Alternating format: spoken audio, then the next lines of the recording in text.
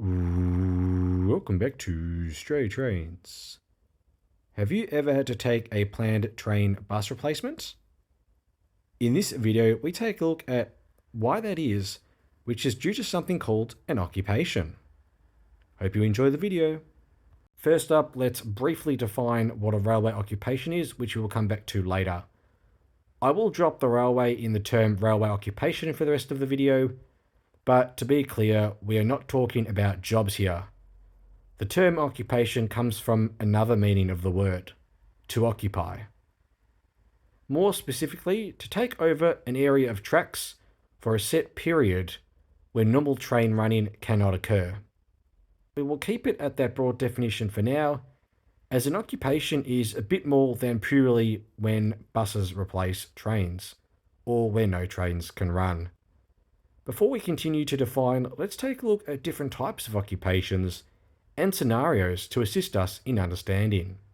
Infrastructure occupations might be the most common type on our network.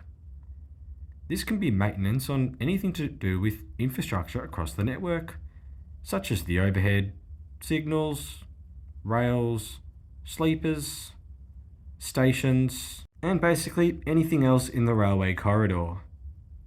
These occupations occur across every single line throughout the year. Periodically, some lines do have more infrastructure occupations than others, but all lines at some point each year will have them. Sometimes the passenger information displays at stations show that the line isn't running through the entirety due to works.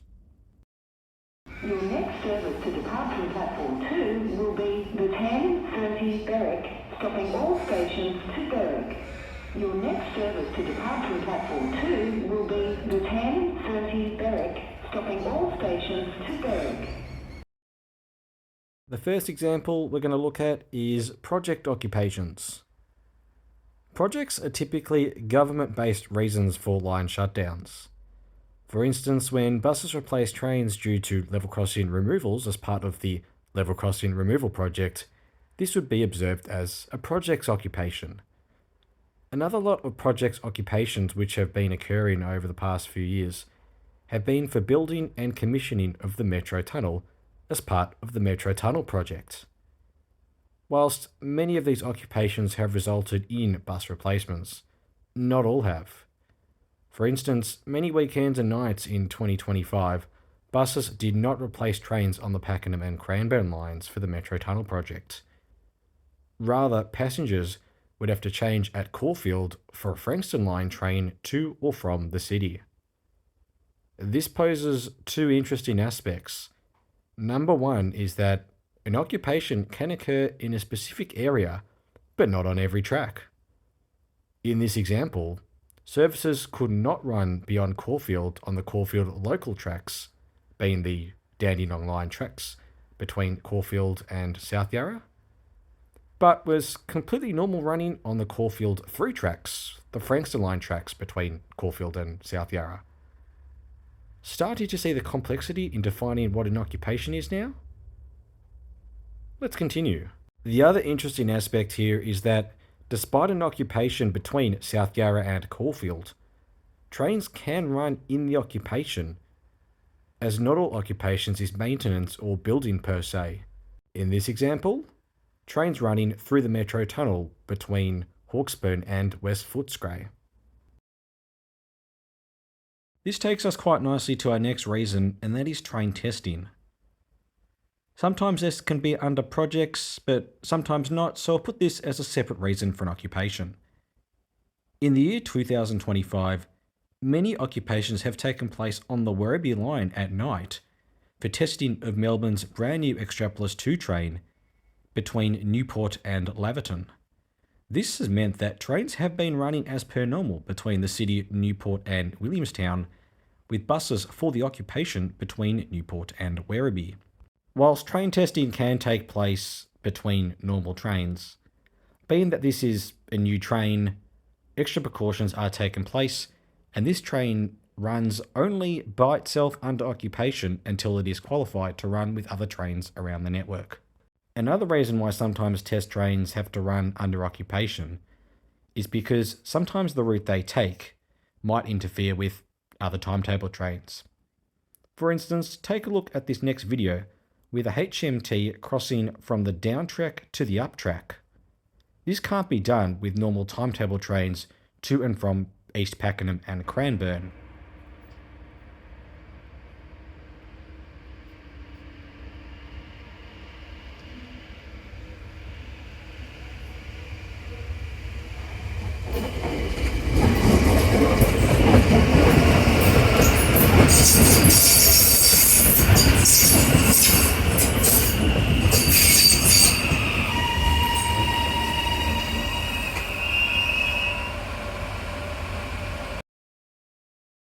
Sometimes due to unfavourable circumstances, things happen which require for repair works to take place. This could be for the rest of the day or for a longer period. Recently, to making this video, there was a nearly week-long emergency occupation to recover a derailed train and repair the infrastructure damage on the Mernda line between Clifton Hill and Rushall stations. Whilst not initially planned, the circumstance led to a last-minute call for a 7-day emergency occupation. And one last factor we'll talk about is not necessarily an occupation, but what an operational issue can sometimes be. There are examples when buses can replace trains in a non-occupation circumstance.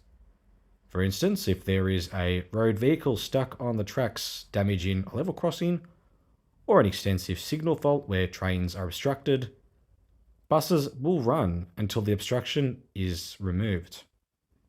So if we put it all together, what does that mean?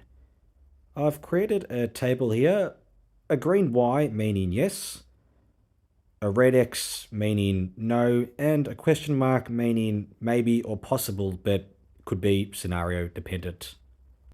On the left, in each row, we have the 5 different factors we've talked about, 4 of which are a type of occupation, and one that could require buses replacing trains, but is not really an occupation.